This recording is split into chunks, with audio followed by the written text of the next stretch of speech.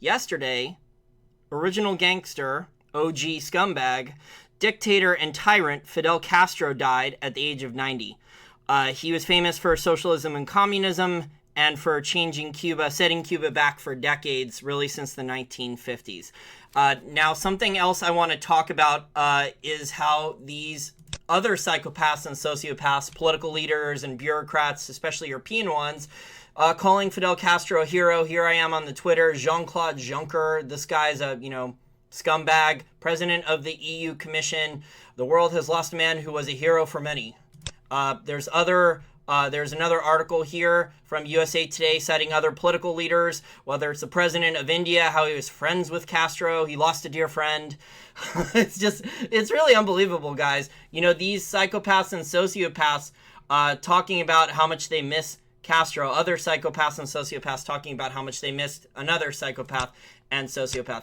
In all seriousness, though, one of the things I've learned, I read Lee Iacocca's book about Cuba, and I've also spoken with friends who I've met through Facebook who are libertarians now, who either their family members escaped Cuba or they escaped Cuba themselves. I'm also a baseball fan, so I followed how Major League Baseball players from Cuba had to defect, and it was a very difficult. They risked their lives. They were making almost no money at all in Cuba. It's really an amazing story about how Castro literally, in order to stop the corruption that was America and the mafia in Cuba in the 1950s, he started a revolution, and he did want to stop corruption, but he ended up creating something that was even more corrupt than when he intended to start off with. And this is the inherent nature of government and dictatorships and socialism and communism, that maybe they start off with quote unquote good intentions, or at least some of them do, and then the things end up even more corrupt, even more horrible than they would have been. Donald Trump called Castro a quote unquote brutal dictator today, after the news was announced that Castro died. The political leaders are basically happy they were friends with Castro. It's really sad. And Che Guevara, one thing that really pisses me off about Che Guevara is so many people who are affluent, the rich, they have Apple products and drive expensive cars. They wear around Che Guevara t-shirts, not knowing that this guy was super racist. He killed a lot of innocent people, and his revolution, it was not peaceful. So, and he really did not understand the differences between capitalism and communism. He saw, imperialism, which is not, free markets and capitalism. He saw that as capitalism. So that's what the Marxists see as the end stage of capitalism, which is ridiculous. It's more fascism and totalitarianism. But yeah, there's lots of rich hypocrites, and they loved people like Castro. We've heard from the mainstream media for years that the healthcare system in Cuba is so much better. One of my friends on Facebook, she actually, her family is from Cuba. I'm not sure if she was born there, but she's Cuban American. And she actually went to Cuba recently, and she was showing pictures of Cuban pharmacies and how Cuban pharmacies are basically, there's no goods there. So people, a lot of brainwashed Americans and brainwashed Europeans like to say, oh, the healthcare system in Cuba is so good, or oh, Cuba has great organic fruits and vegetables and all these other things. There's just widespread poverty in Cuba. There's enormous amounts of corruption. The rich, politically connected elites and other cronies at the top have privileges that the others do not. It's like Animal Farm. All animals are created equal, but some are more equal than others. This just goes in to show the inherent corruption of a communist or socialist system. But like I said, the goal was to end corruption, so they had a revolution, but the corruption and poverty actually increased after the revolution. So, this is, whether that was intentional or not, that's what happened. And it's stupid. I feel really bad for the people in Cuba who were against Castro. A lot of them are pretty happy now, although, unfortunately, now that the U.S. is still is starting to make investments into that country, maybe things will gradually improve. But Cuba is still run by Castro's brother, Raul. He says he's going to hand over the reins to someone else in 2018. We'll have to see what happens. But, hopefully things will improve for the poor, poverty-stricken Cuban people who are against socialism and communism. But people who are happy about Che Guevara, who liked Fidel Castro, they just didn't bring up that he killed and tortured and jailed many dissenters. I mean, there was no freedom of speech in Cuba. You had to be careful what you said. And when one of their great Cuban baseball players left the country, they didn't even show the guy's highlight tapes on TV normally. So on Cuban television, and we know how the Cubans love baseball. Baseball is beloved in Cuba, which is something that I share with them. You know, I love baseball. So I followed the story of a lot of Cuban defectors, whether Yasiel Puig or Jose Fernandez. And basically they were making only like $10 a month at one point, some of these guys. They were making pennies in Cuba, and the Cuban government was denying them in order to leave, to make more money playing baseball. They risked their lives to get on a raft. If they got caught, they caught and sent back to Cuba trying to escape to play Major League Baseball or play baseball in another country. They risked going to prison for a long time. Jose Fernandez, who died way too young, was an extremely talented starting pitcher. He was actually in jail for a while as a teenager because he had tried to escape twice before he was successful at escaping. And then, you know, family members get penalized and tortured, or fined and other things too. And the Cuban people, a lot of them are poor.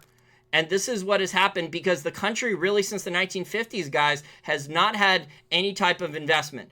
And a lot of people, they'll blame just the U.S. Well, you know what? It's not just the U.S. Okay, the U.S. did screw up and the trade policies were horrible that were put on Cuba. But I mean, like, they were ruled by a horrible sociopathic, psychopathic ruler.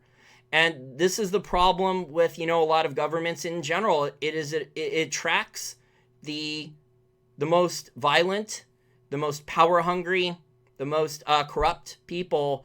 They rise to the top of the political system. And it's not just Cuba. You know, there's so many examples of this.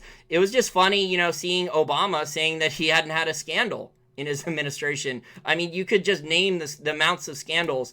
He won a Nobel Peace Prize, yet he had a record amounts of drones. He had the Fast and Furious. So, you know, this is just the hypocrisy from the elites. And Castro had been doing it. He was a OG, an original gangster, like I said, doing it longer than pretty much anyone else alive still. So hopefully, you know, once the Castro brothers are both gone, hopefully, you know, things will start to improve a lot for Cuba, and, you know, the taxes will be lower. There will be entrepreneurship and investment there. In order to survive, the Cuban people have had to be, you know, hustle and creative. But hopefully there will be more opportunities for better education and more investment in higher paying jobs in Cuba. And the government shouldn't be responsible for any of this, guys. They kicked the Bacardi family out. That was a successful rum making business. And, you know, that family had to leave the country and leave their business. So, you know, I could go on and on with the stories about, you know, how Cuba was portrayed as a lot better than it really was, just from speaking with people who are actually either grew up in Cuba and escaped, or people who are families are Cuban Americans, and they had family members who had to escape, and, you know, they hadn't seen their family members for 10, 15, 20 years or longer. Just unbelievably sad. But I would love to see Cuba advance. You know, they have more than 50 years of catching up to do for technological progress and investment. That's how stunted their growth has been, thanks to Fidel Castro and his brother Raul and the other people in their communist or socialist corruption there. Supposedly, like one of the top hotels in Cuba, the Nacional Hotel in Havana, that was $300 a night. But a lot of the Cuban people were not allowed to even go anywhere near the hotel. And that $300 a night, most Cubans didn't even make that $300 in a month. So, you know, this is what happens with communism and socialism. In many countries now, we have fascism, which is a lighter version of this, but it's not that much different. We're on the road to ruin, guys. And, you know, Fidel Castro was a really nasty dictator. Hopefully the world will see very few of these types going forward, but unfortunately the way human nature is, and the way people like to rally behind politicians, I think there's going to be more of them and not less in so many different countries. This is just how human nature is and how governments form. There's always a strong man promising this and this and this. Castro was promising when he came to power, you know, revolution, kick out the corrupt, greedy Americans who were having prostitution and gambling and all this other corruption stuff inside Cuba. And he even admitted, I read Lee Iacocca's biography, and Lee Iacocca, if you're not familiar with him, was the former CEO of of the car companies. He was a CEO of a number of the different car companies, including Chrysler. He actually designed the Ford Mustang, and Castro was a big fan of his cars. The rich cronies in Cuba were allowed good cars. All the other poor people had bad cars and had to, hustle and adapt. But Lee Iacocca actually said before other people were allowed to go to Cuba, he was allowed to go to Cuba.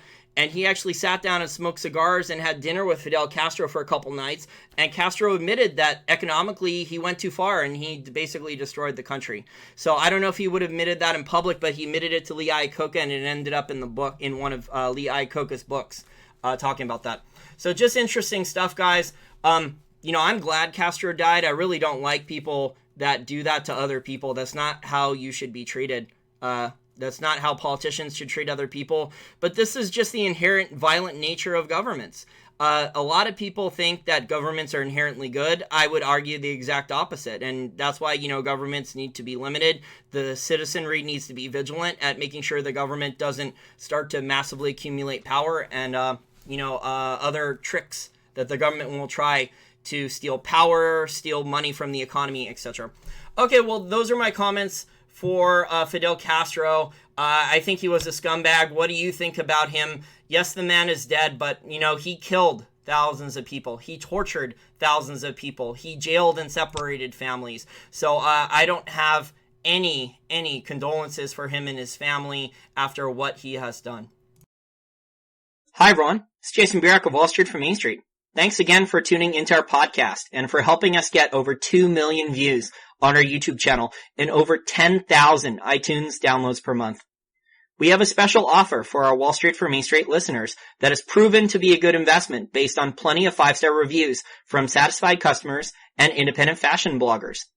Mo and I recently tried some shoes from a new company which is run by a family of third-generation shoemakers called Grant Stone Shoes.